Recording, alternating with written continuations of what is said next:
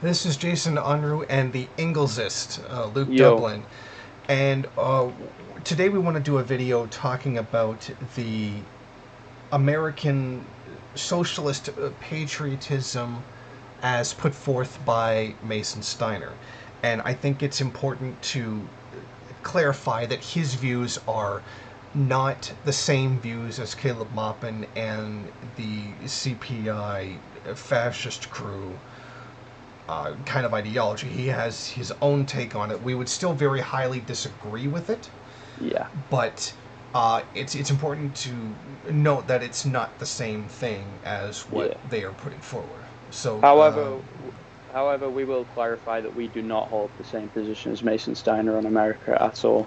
no, no, that's the reason why Yeah, yeah, we're making this video to show where we disagree. I think that the main point, the main thing that runs through his entire video, uh, is the fact that he doesn't understand the difference between colonialism and settler colonialism, yeah. and that particular context with regards to the United States is left out from a lot of the theoretical work that he does and the quotes from past Marxists that he uses for uh, defending or supporting his position. Yeah, there is also. I'll go through a few choice quotes whilst we talk about this stuff. But he quoted Mao in saying the specific content of the patriotism is determined by historical conditions. There is the patriotism of the Japanese in the Japanese aggression and of Hitler, and then there is our patriotism. And the thing is through he compares Zardom and old China to the United States, and it's just not the same conditions. That there were Russia has existed before the Tsardom, as has China. China has existed way before that. The Han Dynasty, before the Chang Dynasty. It's existed, long through time. So there is an idea of, you know, um, there is an idea of a China separate from colonialism. Yes, whereas there is no America divorced from America. Uh, Yeah. the very the very foundation of what America is the problem. Whereas Tsardom is a problem which occurred in Russia. Yeah. The various emperors of China are something that occurred in China, but they are not the Now, basis of what China is. Whereas now that would be this the is case for the United States. now this isn't to say even in the modern context of Russia and even in the modern context of China that there aren't multiple colonial issues and there aren't multiple ethnic issues in the region. I mean, we only need to look at the Chechens as well as certain Russian aggression that has happened over the past 10 years. But there is an idea of a Russia, and there is a uniquely Russian culture, so to speak. Um, the also we have a different context of the nation state in the modern day, especially you of the third worldist perspective, the Maoist third worldist. A nation is defined, however, in the Marxist-Leninist context as a nation that is historically constituted, stable community of people formed on the basis of common language, territory, economic life, and psychological makeup manifested in common culture. Now, in the modern, we'd say, the idea is a culture plus, you know, a culture plus ethnicity or plus religion and something. And this also doesn't take into account the often cultural nature of religion. Um, in this idea, Yes. there's also how he refers to African Americans or Jewish Americans. Now, Jews would defer to the First Nations by their religion, and African. There aren't a lot of revolutionary black people that like to be called African American, or they prefer the term black or New African. Yeah, But which is why they use the term New Africa and not New Africa America. yeah, and he just keeps going through this. Um, a country, to quote him in his own words, a country built on and currently maintained by a colonial apparatus. Therefore, a valid complaint is lodged against proletarian patriotism. How can it be that a country is maintained by a colonial state apparatus and have any legitimate claim to progressive patriotic movements? It's an interesting conundrum to arrive at, and legitimate criticism.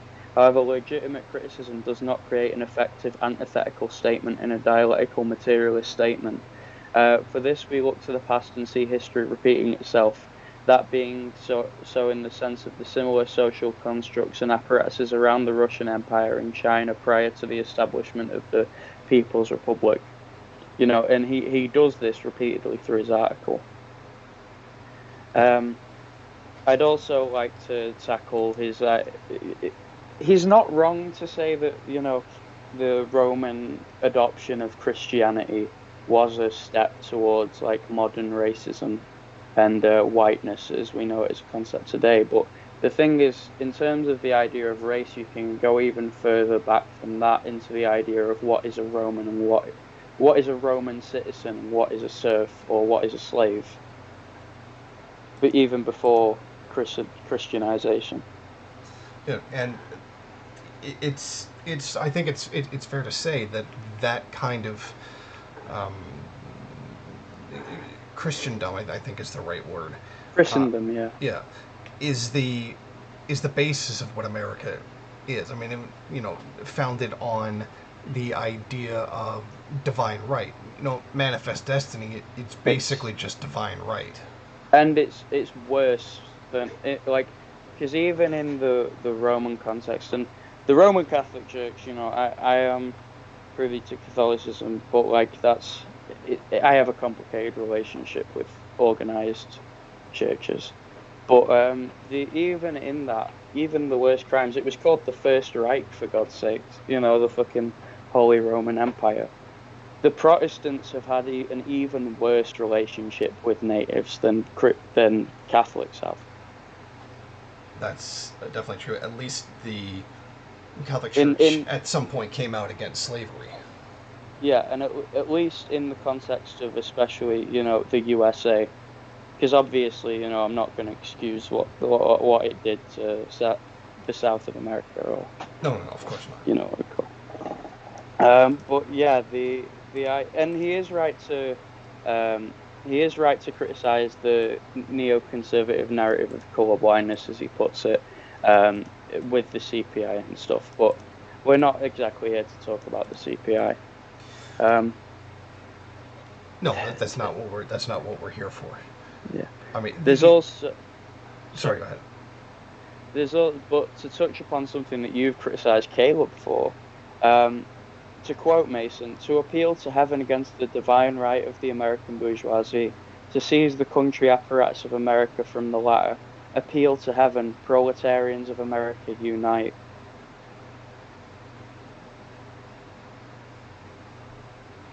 This is a quote from Mason Steiner. Yeah, this sounds kind of like manifest destiny. Yeah, the idea, and from a Christian lens, from any religious lens really, not just my own, to use that to try and say that your words are correct is not only dangerous but deeply insulting sometimes. Like it can actually be offensive.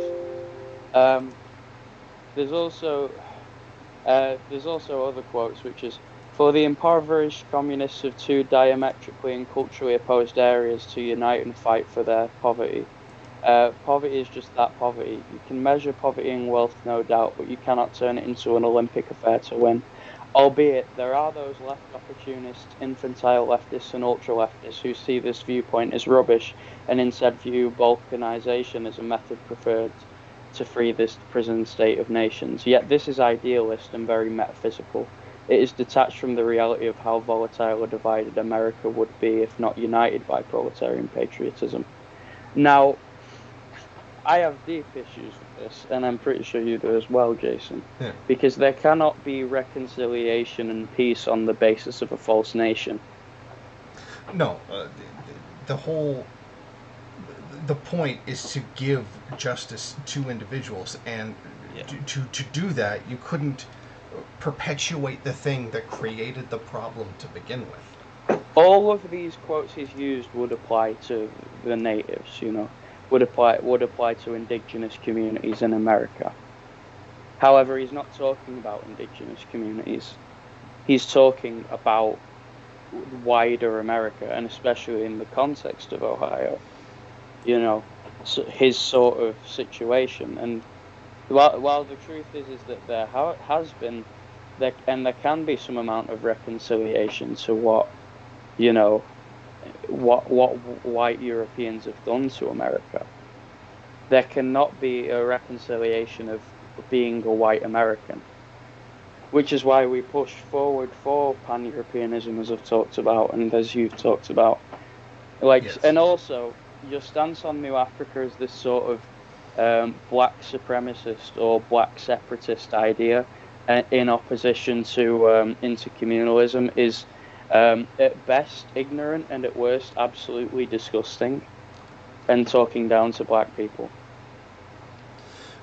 Yeah, those are the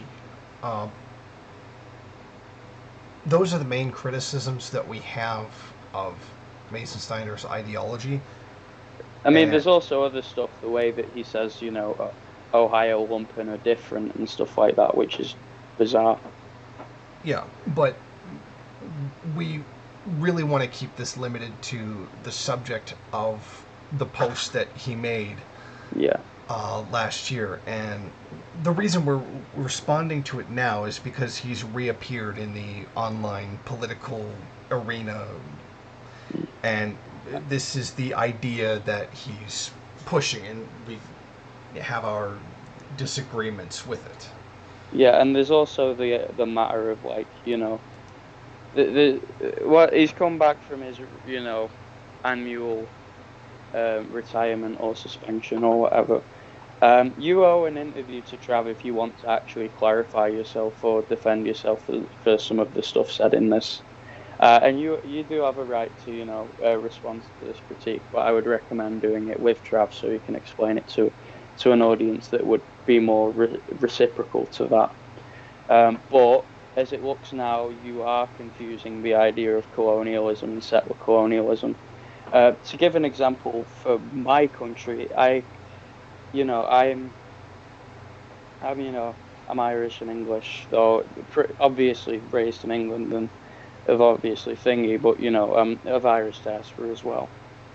The UK as a concept could not exist in a socialist decolonialized context, and in that way neither could the US. And to consider balkanization a worse idea than a false peace is dangerous, and confusing settler colonialism and colonialism is a horrible mistake, because they are two different conditions. America is a death camp of nations. Okay, so that's basically the criticisms that we had of Mason's ideology, and we welcome him to respond, of course, to clarify his position in case we've misunderstood something. But we've read through the entire article.